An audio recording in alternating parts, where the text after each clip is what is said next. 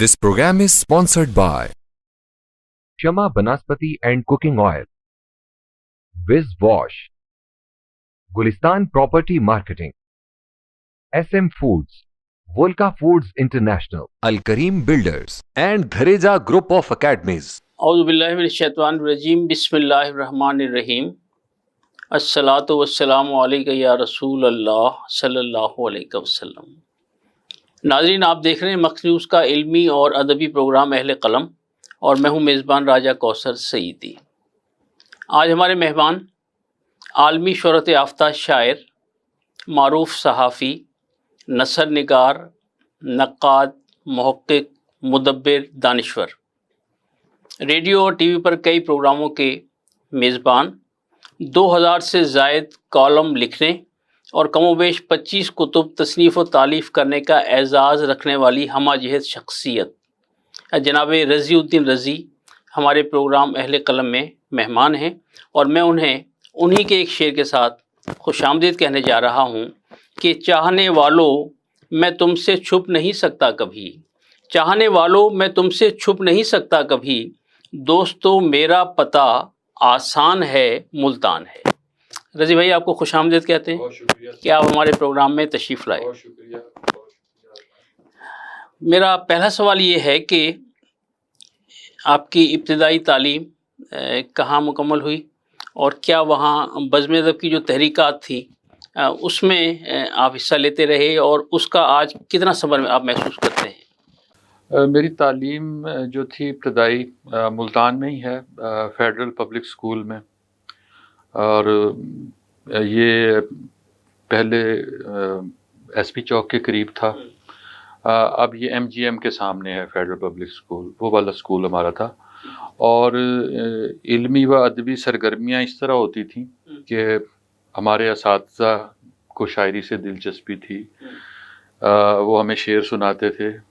منیر شامی صاحب میرے استاد تھے، وہ غالب کے شعر سناتے تھے، شرم تم کو مگر نہیں آتی، اس قسم کی بات کلاس میں جس طرح۔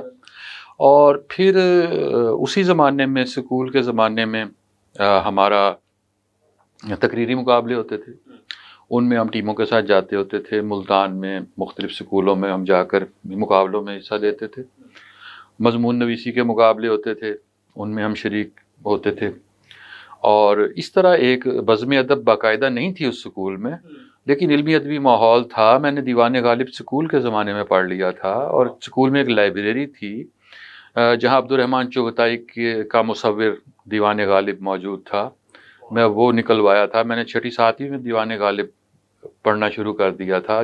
تب سمجھ بھی نہیں تھی ہمیں دیوان غالب میں کیا لکھا ہے، شعر بعد میں سمجھ آئے، پڑھ ہم نے لیا تھا اس وقت۔ یہ تھا، وہ سکول کے زمانے سے شروع ہو گئی تھی، وہ سکول کے جرنلزم بھی میری سکول کے زمانے سے شروع ہو گئی تھی۔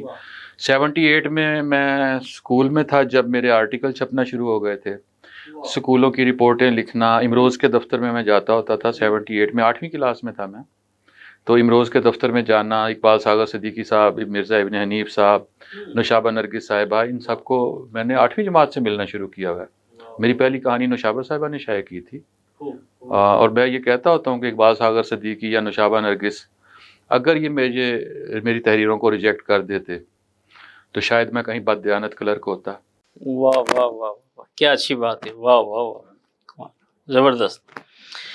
اچھا، آپ کی شخصیت بڑی ہمہ جہت ہے، اور مجھے بڑی مشکل پیش آ رہی ہے کہ بھی کس موضوع کو سامنے رکھا جائے۔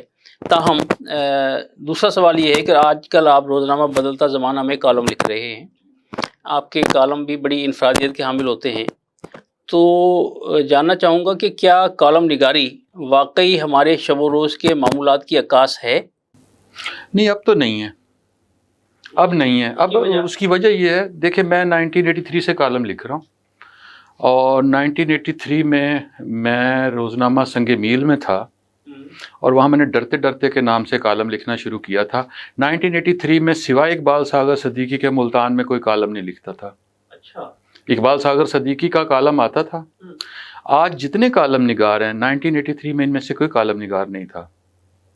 میں یہ چیلنج سے بات کر رہا ہوں، یہ ریکارڈ کی بات ہے۔ اور 1983 سے اب تک میں کالم لکھ رہا ہوں، میں جس اخبار میں گیا میرے ساتھ کالم گیا، میں اس اخبار سے منسلک ہوا، لیکن مجھے مین سٹریم کالم لکھنے کا موقع نہیں ملا۔ صحیح۔ اس کی وجہ یہ ہے کہ میں جو لکھتا ہوں وہ میرے کالم میں نے پھر اخبارات میں لکھنے بھی ترک کر دیے۔ میں نے آہستہ آہستہ اپنے کالموں کے لیے اپنی ویب سائٹ اختیار کی، تاکہ میری چیزیں چھاپنے میں لوگوں کو جو دشواری ہوتی ہے، کیونکہ سچ چھاپنا مشکل ہے، لہٰذا وہ کالم تو چھپ سکتا ہے جو کسی کے کہنے پر فرمائشی طور پر لکھا جائے، وہ چھپ سکتا ہے، وہ ہر جگہ چھپ سکتا ہے، لیکن میرا کالم چھاپنا آسان کام نہیں ہے۔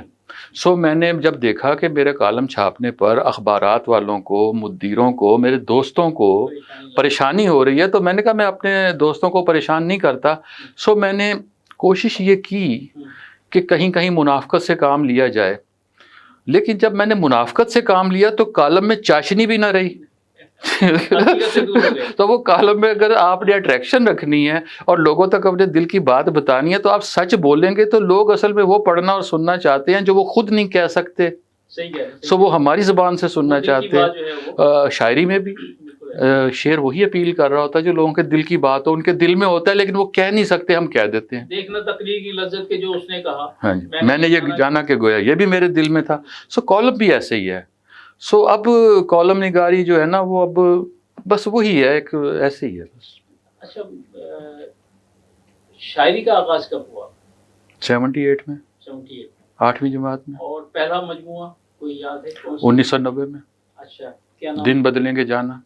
اچھا، دن بدلیں گے جانا، اچھا، یہ پہلا شعری مجموعہ ہے، اس کی کاپی بھی اب میرے پاس نہیں ہے۔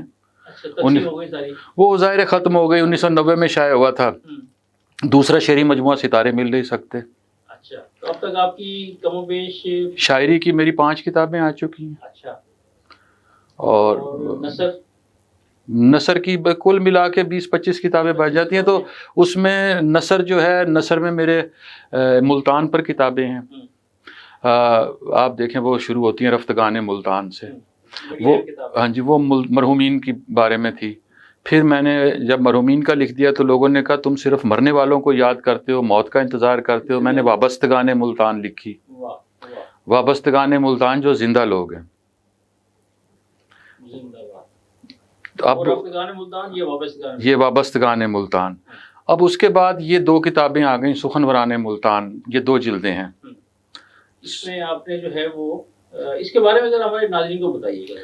یہ اس کتاب میں بنیادی چیز تو یہ ہے کہ یہ ادبی بیٹھک جو ہماری ہے وہ اس کو 10 سال سے زیادہ ہو گئے، ملتان میں ادبی بیٹھک آرٹس کونسل، جی میں نے اس کا آغاز کیا آرٹس کونسل میں۔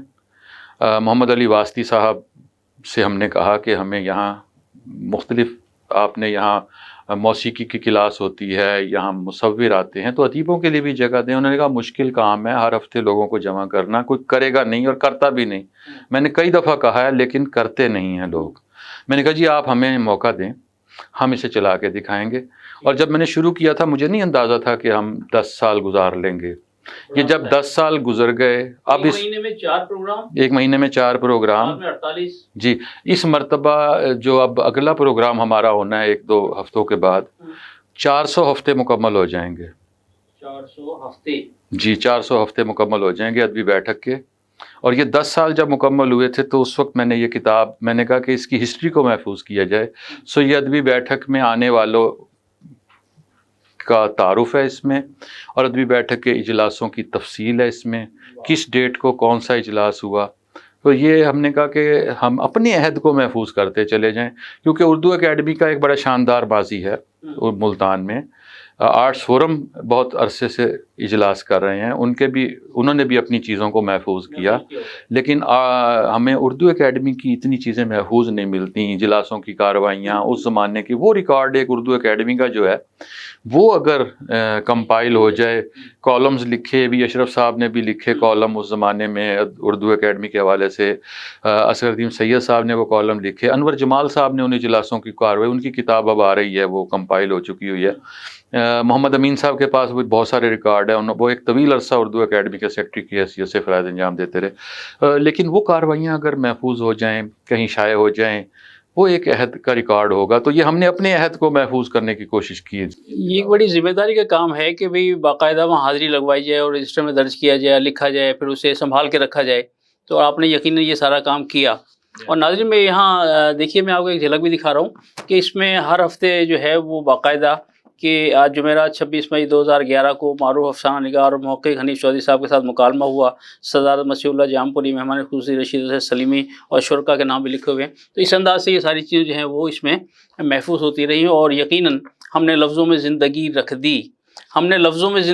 دی، ہم بھی لگتا ہے مر نہیں سکتے. تو یہ لفظ جو ہیں وہ امر ہو گئے. یہ سارے پروگرام جو ہیں وہ آج ہمارے سامنے موجود ہیں. تو ناظرین ایک وقفے کا وقت ہوا چاہتا ہے، اور وقفے سے واپسی کے بعد انشاءاللہ رضی بھائی سے گفتگو کا سلسلہ جاری رہے گا. ہمارے ساتھ رہیے گا. ملتے ہیں ایک بریک کے بعد.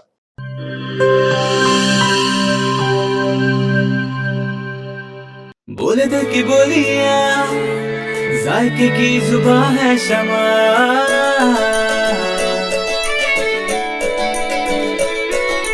بولے بولے بولے بولے دل بولے، کوئی ڈش آئی لو یو کہے،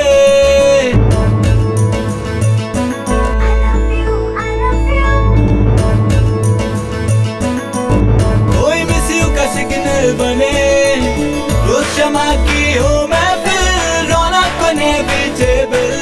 بولے دل کی بولیاں، ذائقے کی زبان ہے شمع، ابھی ممی کا ہے یہ دعا.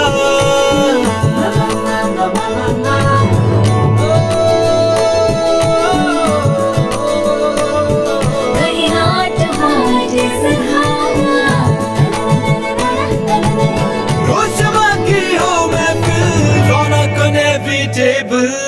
بولے دل کی بولیاں، ذائقے کی زبان ہے شمع.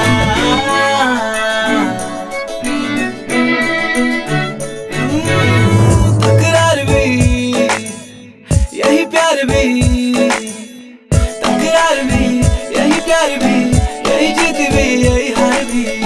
تکرار بھی یہی پیار بھی، یہی جیت بھی یہی ہار بھی. روز شمع کی ہو محفل، رونق انیویٹیبل. بولی دل کی بولیاں، ذائقے کی زبان ہے شمع.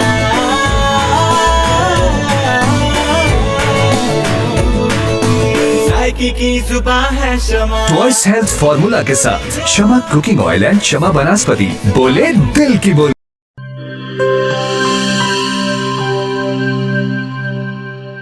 ہر ایک شے کو صاف رکھنا، اندر باہر ہر ایک کونا صاف رکھنا، ہاتھوں کو پاس نہ آئے کبھی کرونا.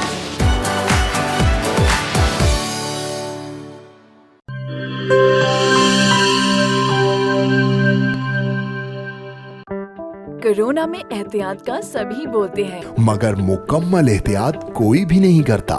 مکمل احتیاط کرے پلایا ڈس انفیکٹنٹ، جو صرف باہر سے نہیں اندر سے بھی کرے ڈس انفیکٹ. گھر، دفتر، مسجد، شاپنگ مالز، ہاسپٹلز، کسی بھی جگہ فروٹس، ویجیٹیبلز اور روزمرہ کے استعمال کی چیزوں کو کرے مکمل ڈس انفیکٹ. WHO کی ریکمینڈیشنز کے مطابق تیار کیا گیا اور پاکستان کی تمام مستند لیبارٹری سے سند یافتہ پلایا ڈس انفیکٹنٹ، جو کرے ہر طرح کے جرمز اور وائرسز کا 99.9% خاتمہ. اور دے مکمل تحفظ. یہ ہوئی مکمل احتیاط کی بات. پلائر 1، 3، 5، 10 اور 30 لیٹر کی پیکنگ میں دستیاب ہے.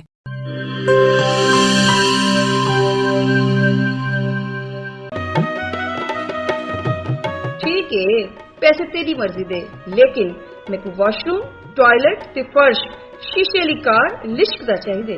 بی بی فکر ہی نہ کرو، میں تا ایویں وز کرے سا، واش روم ایویں جگمگ جگمگ ہو سی. ماسی وز منہ نال نہیں کرنا، ایندے نال کرنے.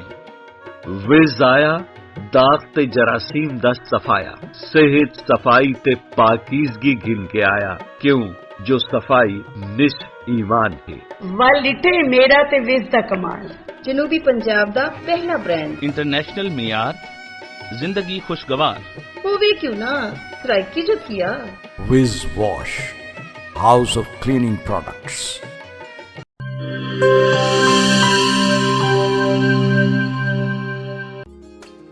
ਮਿਸਤਰੀ ਸਾਹਿਬ, ਇੰਦਾ ਕੁਝ ਥੀ ਸਕਦੀ? ਪੱਟ ਕੇ ਨਵਾਂ ਲੱਗ ਸੀ। ਪੈਸੇ ਕਿਤਨੇ ਤੇ ਟਾਈਮ ਕਿਤਨਾ? 8000 2 ਦਿਹਾੜੇ। ਇਓ ਨਵਾਂ ਥੀ ਵੈਸੀ ਬਾਜੀ। ਤੁਸਾਂ ਕਰੇ ਸੋ ਇਹ ਕਰੇ ਸੀ, ਉਹ ਵੀ 2 ਮਿੰਟਾਂ ਵਿੱਚ। ਠੀਕ ਹੈ ਨਾ, 5000 ਮੈਂ ਦੇਤਾ। ਸਾਡੇ ਜਨੂਬੀ ਪੰਜਾਬ ਦਾ ਆਪਣਾ ਬੈਸਟ ਬਾਥਰੂਮ ਤੇ ਟਾਇਲਟ ਕਲੀਨਰ, ਪੁਰਾਣੇ ਜ਼ਿੱਦੀ ਦਾਗ ਹੀ ਨਹੀਂ, ਜਰਾਸੀਮ ਤੇ ਵਾਇਰਸ ਦਾ ਵੀ ਖਾਤਮਾ। ਮਿਸਤਰੀ ਸਾਹਿਬ 5000 ਗਿਣ ਆਇਓ। ਖੁੱਲੇ ਪੈਸੇ हैं। ਵਿਜ਼ ਦਾ ਮਤਲਬ ਸ਼ਰਤੀਆ ਸਫਾਈ। ਫਖਰ ਨਾਲ ਗਿਣੋ, ਇਤਮਾਦ ਨਾਲ ਵਰਤੋ। Wiz Wash, House of Cleaning Products.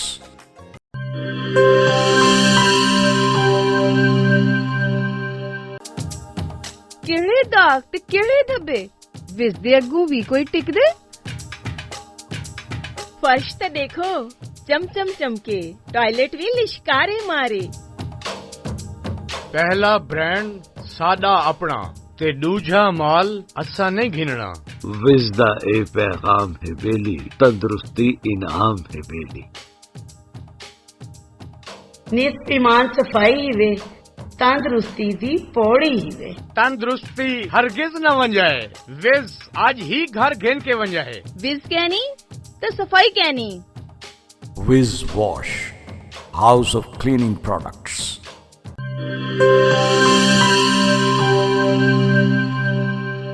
Welcome back नाज़रीन। जनाब रज़ीउद्दीन रज़ी का ये शेर देखिएगा कि हमें रास्ते में ही रहना पड़ेगा, हमें रास्ते में ही रहना पड़ेगा कि हम लोगों को रास्ता दे रहे हैं। क्या खूबसूरत शेर है आपका, बार बार कबूल फरमाइए। तो मैं ये पूछना चाहूँगा कि ये जो आपका सहाफ़ती तजर्बा है, इसका दौरानिया क्या है? सर 1983 से है। अच्छा, 1983 से।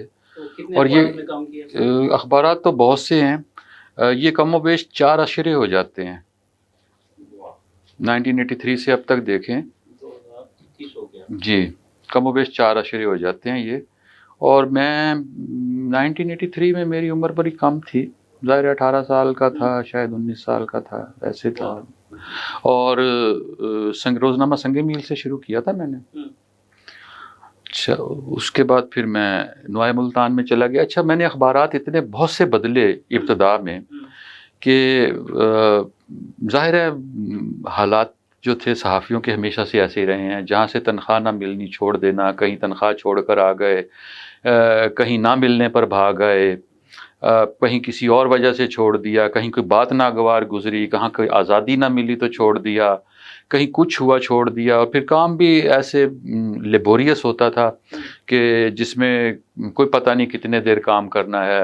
सुबह फिर रोटी पूरी करने के लिए शाम के अखबार में काम कर रहा हूँ, रात के अखबार में, एक ड्यूटी उधर एक उधर। सुबह उठकर पहले शाम के अखबार की ड्यूटी दी, वहाँ से फारिग होकर फिर रात के अखबार में चले गए। उसके बाद सुबह 11 बजे घर से निकले और रात को 2 बजे घर आए। ये था मेरा इब्तदा। क्यों? मुलाजमत के मौके पैसे कम थे, 200-300 कहीं से मिल गए, 500-600 कहीं से मिल गए, यहाँ से स्टार्ट हुआ हमारा। उससे भी दिल फरेब है, गम रोजगार। तो ऐसे ही था। और उसमें फिर उसमें रातों को जागना।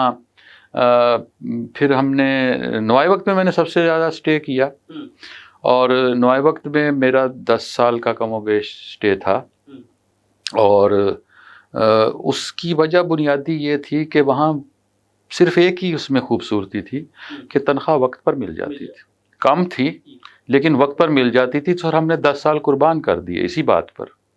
अच्छा रज भाई, क्या ये अलमिया नहीं है कि वो अखबार जो माहाना करोड़ों रुपए कमा रहा है, उसके मालकान को मिल रहे हैं, اور وہ اپنے جو کام کرنے والے لوگ ہیں انہیں کم سے کم تنخواہ دی جا رہی ہے.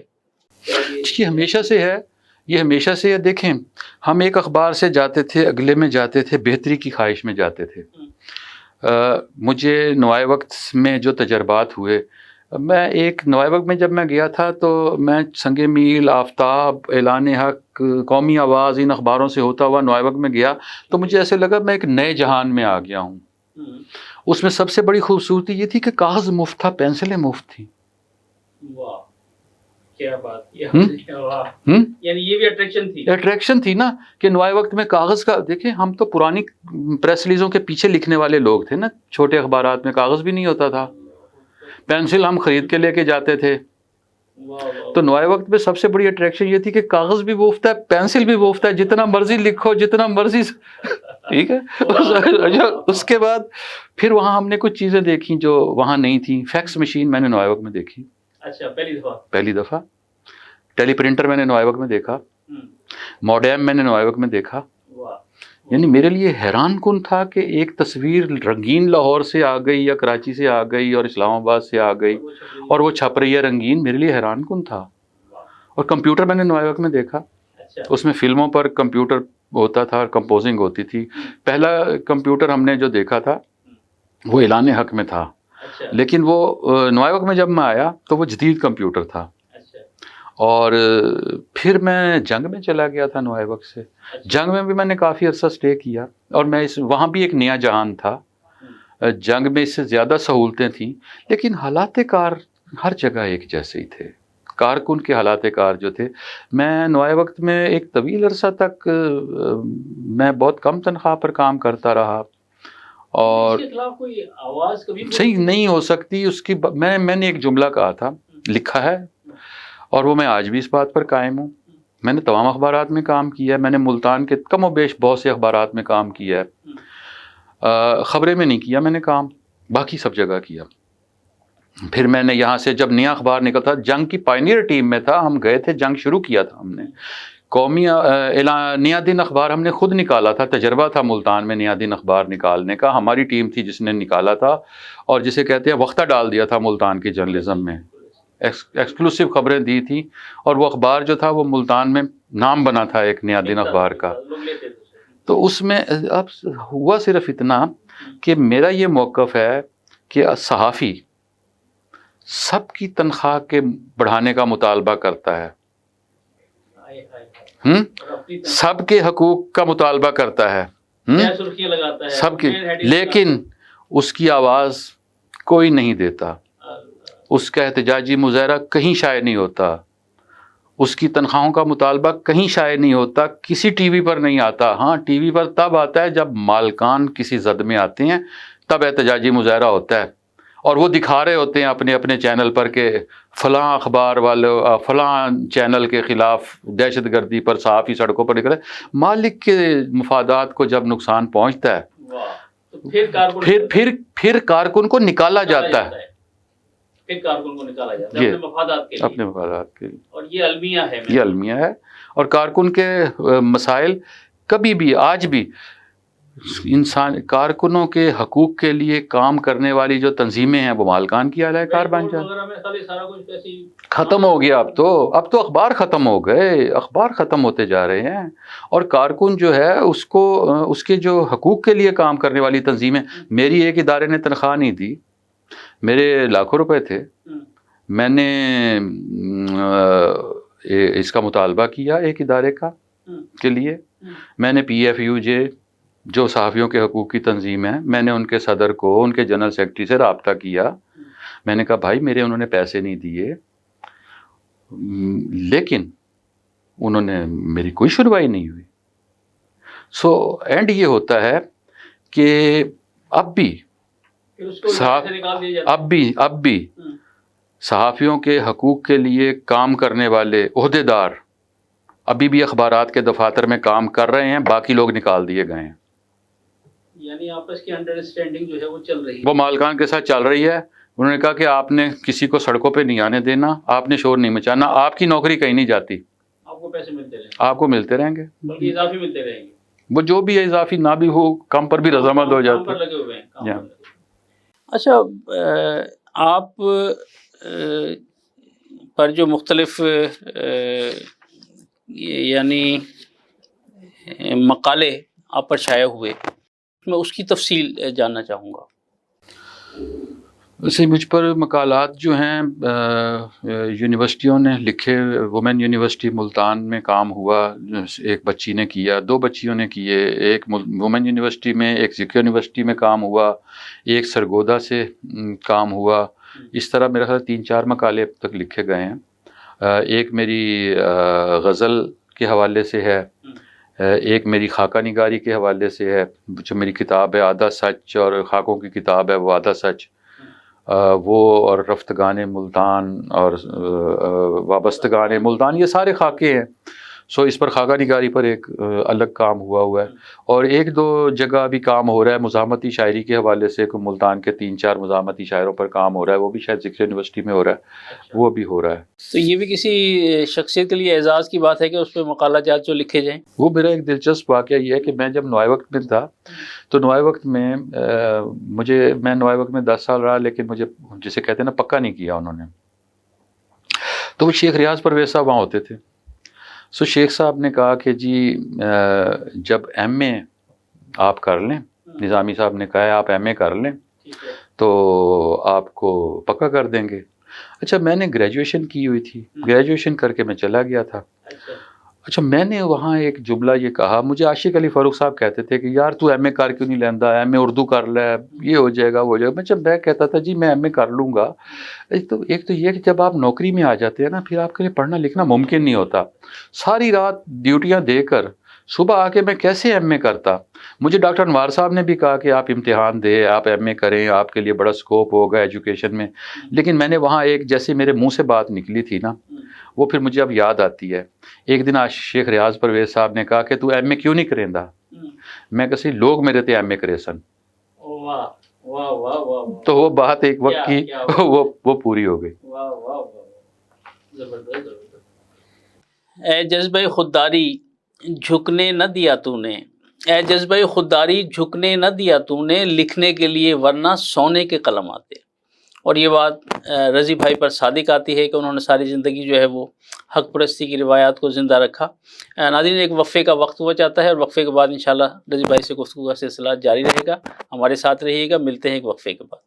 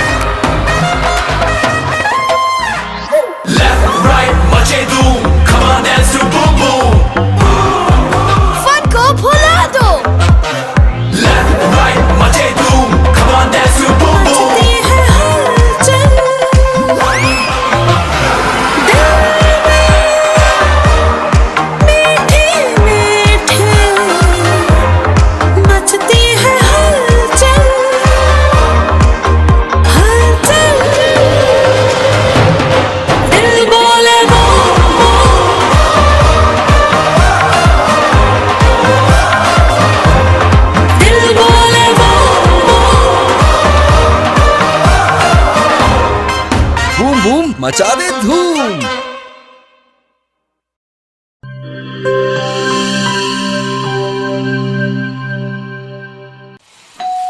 ہو مہمانوں کی آمد ہے، پھر آئی شامت ہے، کچھ نیا پکاؤ نیا کھلاؤ، کھانے پہ امپریشن ذرا ڈٹ کے جماؤ، امپریشن جمے گا اور جم کے جمے گا۔ کڈس پاستا بناؤ اور سب کو کھلاؤ، کڈس پاستا اب بناتے ہی جاؤ۔ گفٹس پاستا اور گفٹس ریسیپی مکس سے ڈالیں اپنے کھانوں میں جان۔ آپ ٹائم دیں مہمانوں کو، ہم بنائیں آپ کے کھانوں کو۔ Gifts pasta, gifts pasta.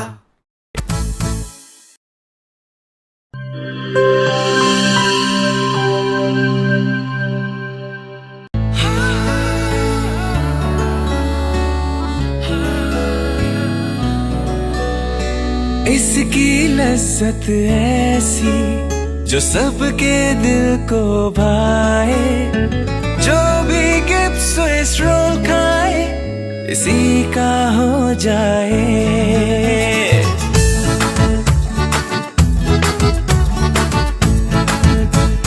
अपना बनाना हो, किसी को मनाना हो, दिल में बसाना हो, जायका इसका छाए, खा के मुस्कुराए, जो भी गिफ्ट स्विस रोल खाए इसी का हो जाए। जब दूध और अंडे में मिले स्ट्रॉबेरी, वनीला और बनाना का फ्लेवर, तो बनता है मजेदार गिब्स स्विस रोल, जिसकी मिठास दिलों को मिला दे। गिब्स स्विस रोल, जो भी खाए इसी का हो जाए।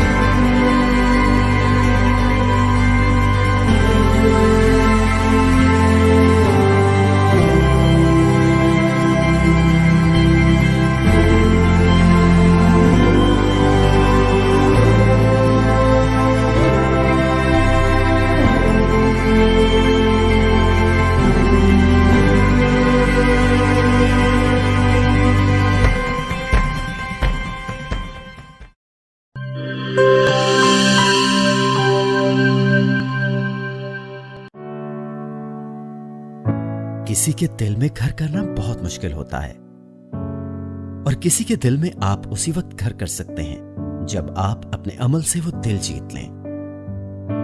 और दिल आप तब जीत सकते हैं जब जीत का जज्बा हो।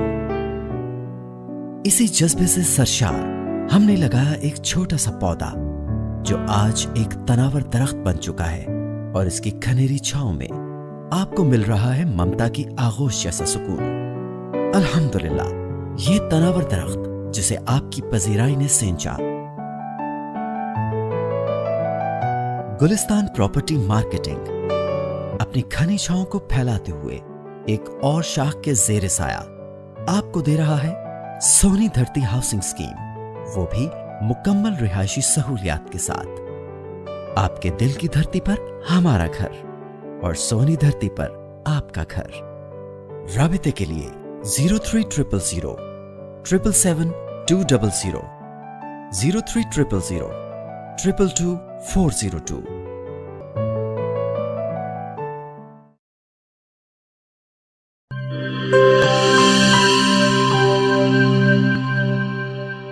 वेलकम बैक नाजरीन। दरिया को दश्त, दश्त को दरिया दिया गया, दरिया को दश्त, दश्त को दरिया दिया गया, जैसा किसी का ज़र्फ़ था वैसा दिया गया। रज़ी भाई, सारी ज़िंदगी आपकी मुख्तलिफ़ तहरीकात में गुज़री, कितास व कलम से जुड़े रहे, तो कुछ ऐसी ख़बरें, कुछ ऐसे वाक़यात जो बहुत यादगार हों और बड़े धमाका खेज़ साबित हुए हों। धमाका खेज़ होते थे। मसलन हमारे यहाँ शुरू में तो हुकूमतें ख़त्म होना ही बड़ी ख़बर होती थी ना। हम बैठे हैं, पता चला हुकूमत ख़त्म हो गई। हम बैठे हैं, अभी किसी को वज़ीर आज़म बना, मसलन जैसे नवाज़ शरीफ साहब की जब हुकूमत ख़त्म हुई, उस दिन मुझे याद है आखिरी मरतबा जब मुशर्रफ ने इनकी हुकूमत ख़त्म की थी, उस दिन मुझे याद है ये शुजाबाद आए हुए थे।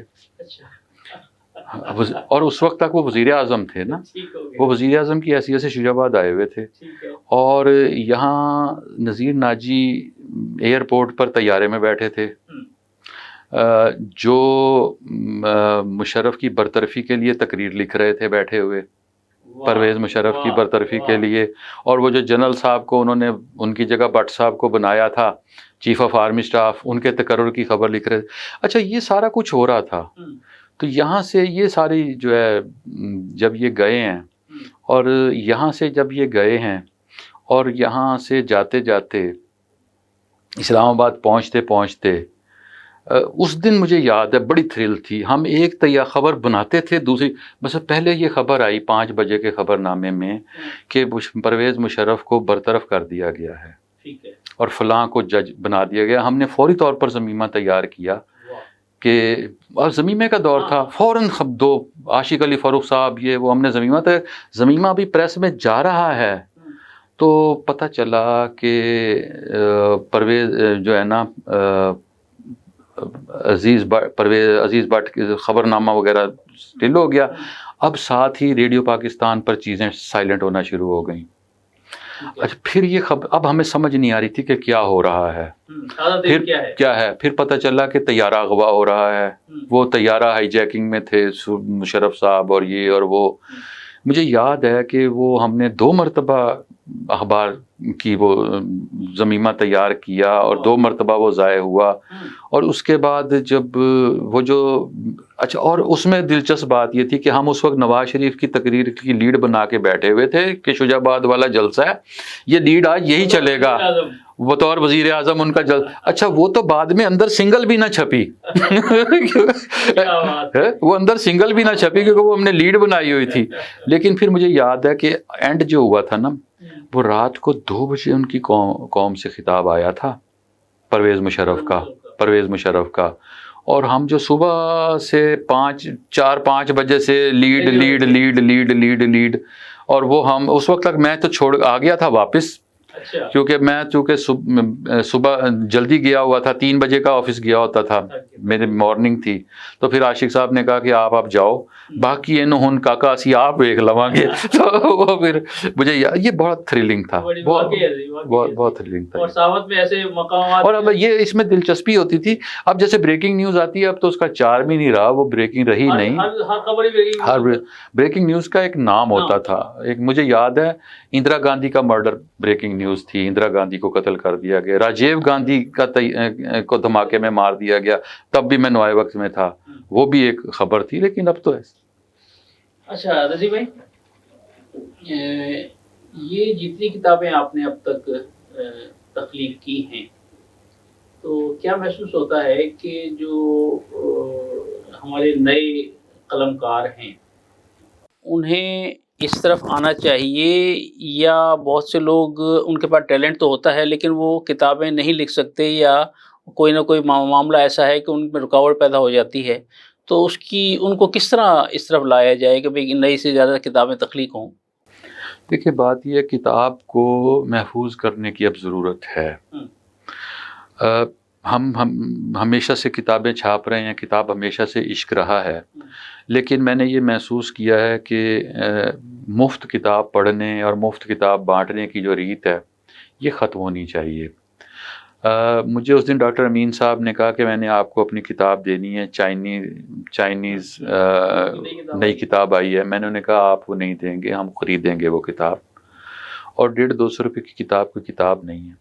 ہم اس وقت مسئلہ یہ ہے کہ کتابوں کی دکانیں ختم ہو رہی ہیں، فوڈ پوائنٹس زیادہ بن رہے ہیں. وجہ کیا ہے؟ وجہ یہ ہے کہ اس قوم نے دماغ کی بجائے پیٹ سے سوچنا شروع کر دیا ہے. واہ کیا اچھی بات کی آپ نے. اور یہ رجحان من حیث القوم بڑھتا جا رہا ہے. کامیاب کاروبار 2 ہیں اب، ایک فوڈ کا، دوسرا میڈیکل ہال کا. کھاتے ہیں بیمار ہوتے ہیں، ہاسپٹل بھرے پڑے ہیں. یہ 2 چیزیں ہیں اس وقت. کتاب کی طرف لوگوں کو لانا ضروری ہے. اب کہتے ہیں جی کہ یہ ڈیجیٹل دور آ گیا، اخبار ختم کر رہے ہیں، سوشل میڈیا آ گیا. میں یہ کہتا ہوں کہ ڈیجیٹل دور ہم سے پہلے یورپ میں آیا، مغرب میں آیا، کمپیوٹر ہم سے پہلے آیا. ٹھیک ہے انسائکلوپیڈیا برٹینیکا اور باقی کتابیں انہوں نے ڈیجیٹل کر دی، انہوں نے ان کے پرنٹ ایڈیشن چھاپنے بند کر دیے، لیکن کتاب تو اب بھی شائع ہو رہی ہے۔ اخبار وہاں بند نہیں ہوا، اخبار کو وہاں حکومت جو ہے سپورٹ کر رہی ہے، سبسڈی دے رہی ہے یا جو بھی کر رہی ہے کہ اخبار بند نہیں ہو رہے، وہاں لوگوں میں مفت تقسیم ہوتے ہیں کہ آپ پڑھیں۔ لہٰذا کتاب کو محفوظ کرنا اور تحفظ دینے کی ضرورت ہے، اس میں اداروں کو رول پلے کرنا ہے، لیکن اس میں حکومتی سرپرستی ضروری ہے۔ حکومتی سرپرستی کے بغیر یہ چیزیں نہیں چلتی۔ حکومتی سرپرستی اس لیے ضروری ہے کہ آپ نے بہت سارے ادارے بنائے ہوئے ہیں، آپ نے اردو سائنس بورڈ بنایا ہوا ہے، آپ نے مجلس ترقی ادب بنائی ہوئی ہے، آپ نے اکیڈمی آف لیٹرز بنائی ہوئی ہے، آپ نے نیشنل بک فاؤنڈیشن بنائی ہوئی ہے۔ نیشنل بک فاؤنڈیشن نے میری کتاب شائع کی ہے، اس اب میری جو نئی کتاب آئی ہے وہ نیشنل بک فاؤنڈیشن نے شائع کی ہے۔ میرے پاس مسودہ تھا، انہوں نے کہا کہ ہم شائع کر دیتے ہیں، میں ظاہر خود نہیں چھاپ سکتا تھا، انہوں نے کہا جی آپ پہلے دیں، ہم اس کی اسکروٹنی کریں گے۔ میں نے ان کو مسودہ بھیجا، انہوں نے اس کو چیک کیا، وہ میرے صحافتی کیریئر کے انٹرویوز ہیں جو 1983 سے میں نے انٹرویوز کیے ملتان میں، ریڈیو پر، ٹی وی پر اور اس پر میں نے سب سے زیادہ انٹرویوز کیے ہیں، لیکن وہ انٹرویوز کتابی صورت میں آ گئے جو میرے پاس اخبارات کے تھے، وہ محفوظ ہو گئے، وہ ایک ہسٹری ہے۔ اس طرح ان اداروں کو یہ چاہیے، اکیڈمی آف لیٹرز کو چاہیے، آپ بے شک بورڈ بنا دیں، آپ کمیٹی بنا دیں، ہمارے ہاں بے شمار لوگ اپنی کتاب نہیں شائع کر سکتے، کتاب بہت مہنگی ہو گئی ہے شائع کرنا۔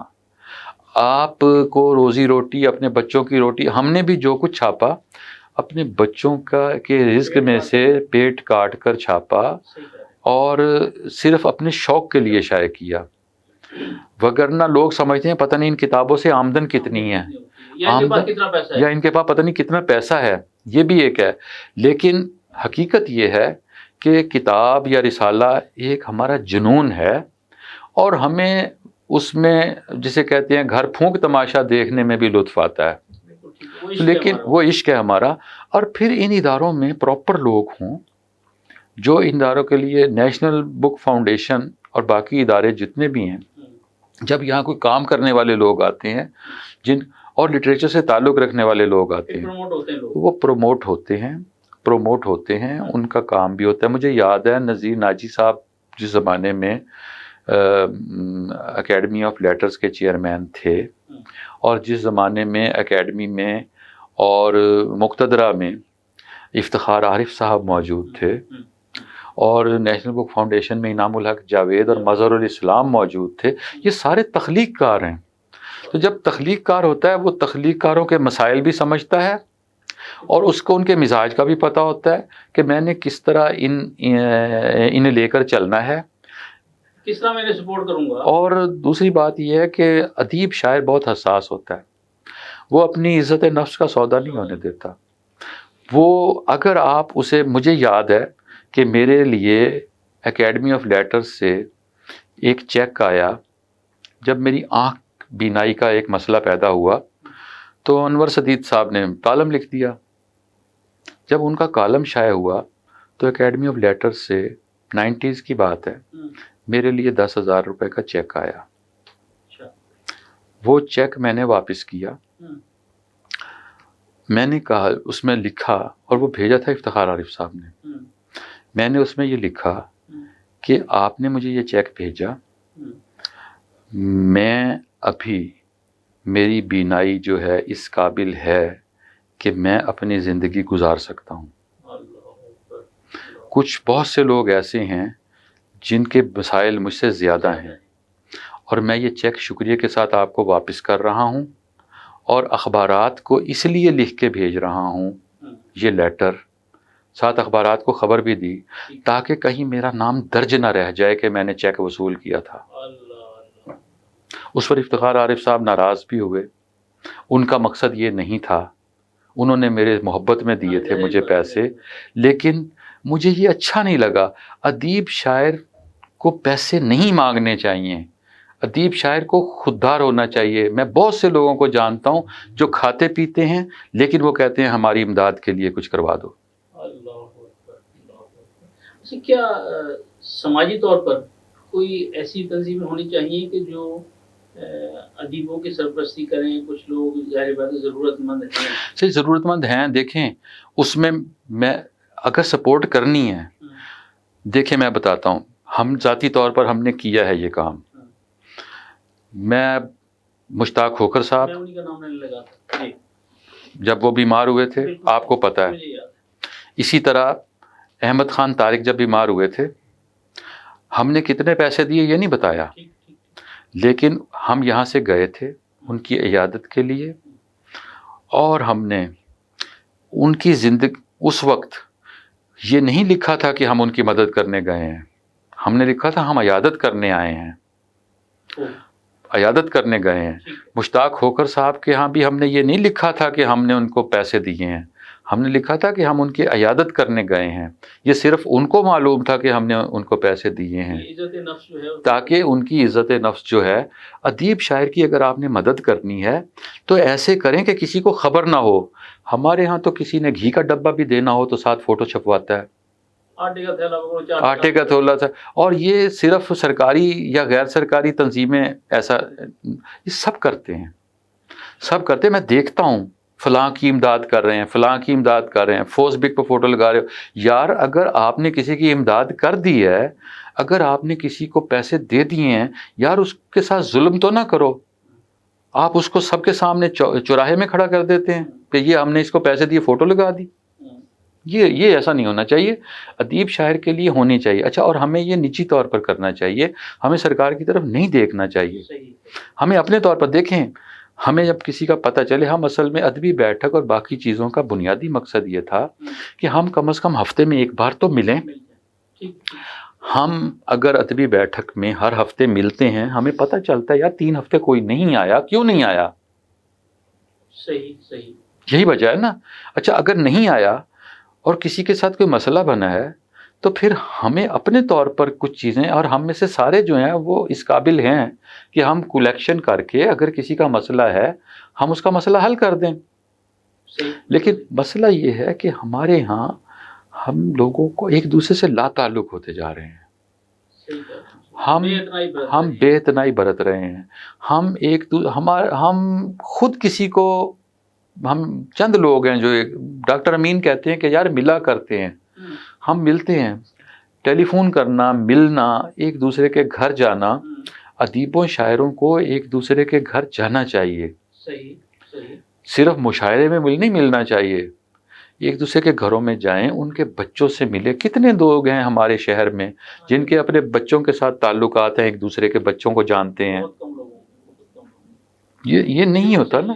ہوتا کیا، یہ تبدیلی آنی چاہیے. دیکھیں ہمارا کوئی دوست خدا نہ کرے اس جہان سے چلا جائے اور ہم اس کے بچوں کو بھی نہ جانتے ہوں، ہم کہاں پرسہ دینے جائیں گے؟ ایسا ہے سوچتے ہیں کہ یار کس کے پاس جائیں گے. بات یہ ہے کہ چھوٹے چھوٹے مسائل، چھوٹی چھوٹی تلخیاں، ادیبوں شاعروں کو میں کہتا ہوں کہ یار اگلی گھڑی کا پتہ نہیں ہے ہمیں. ہم میں سے کتنے دوست ہیں جو پچھلے سال ہمارے ساتھ تھے آج نہیں ہیں، جو پچھلے مہینے تھے جو آج نہیں ہیں. ریبر بھائی کا مجھے یاد آتا ہے، ان کو درجات بلند کرے، یعنی اچانک ہی. اور اس سے بھی اگر ادیب عبرت حاصل نہیں کرتا، جو حساس کہا جاتا ہے، اگر ادیب حساس ہونے کے باوجود عبرت حاصل نہیں کرتے تو پھر اس قول و فعل میں تضاد آ جاتا ہے نا. پھر آپ کی شاعری میں رچاؤ نہیں ہوگا، پھر آپ کی شاعری لوگوں کو اپیل نہیں کرے گی. بنیادی چیز ہے. اچھا رضی بھائی، کلام شاعر بزبان شاعر، کوئی غزل عطا فرمائیے. میں یا کچھ جیسے جو آپ بات کریں. ہاں، میں ایک نظم سنانا چاہتا ہوں. میں ایک نظم سنانا چاہتا ہوں.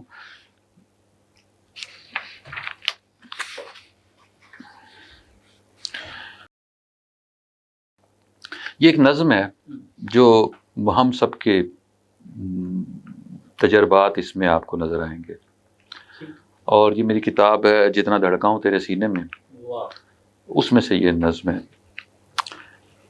پیار کی کہانی میں کس جگہ ٹھہرنا تھا، کس سے بات کرنا تھی، کس کے ساتھ چلنا تھا، प्यार की कहानी में किस जगह ठहरना था, किससे बात करना थी, किसके साथ चलना था, कौन से वो वादे थे जिन पे जान देना थी, किस जगह बिखरना था, किस जगह मुकरना था, किसने इस कहानी में कितनी दूर चलना था, किसने चढ़ते सूरज के साथ साथ ढलना था, अब समझ में आता है। क्या अक्कासी की है, वाह वाह वाह। किसने इस कहानी में कितनी दूर चलना था, किसने चढ़ते सूरज के साथ साथ ढलना था, अब समझ में आता है। उसने जो कहा था सब हमने वो सुना था तब, उसने जो कहा था सब हमने जो सुना था तब, किस तरह हिले थे लब, किस तरह कटी थी शब, हमने अनसुनी कर दी बात जो जरूरी थी। हमने अनसुनी कर दी बात जो जरूरी थी। उसने जो कहा था सब हमने जो सुना था तब, किस तरह हिले थे लब, किस तरह कटी थी सब, हमने अनसुनी कर दी बात जो जरूरी थी। किस कदर मुकम्मल और किस कदर अधूरी थी। वो जो एक इशारा था, जिक्र जो हमारा था, वो जो एक किनाया था, जो समझ ना आया था अब समझ में आता है। वाह वाह वाह वाह वाह।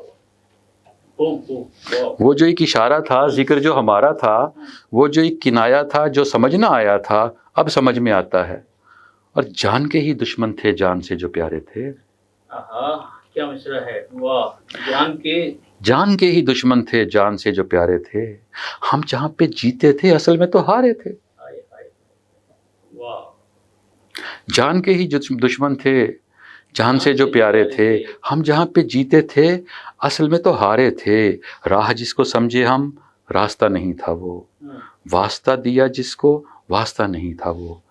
किसने रद्द किया हमको, किसने रद्द किया हमको, किसने क्यों बुलाया था, जिसको इतना समझे हम क्यों समझ ना आया था अब समझ में आता है। वाह वाह वाह, अब समझ में आता है।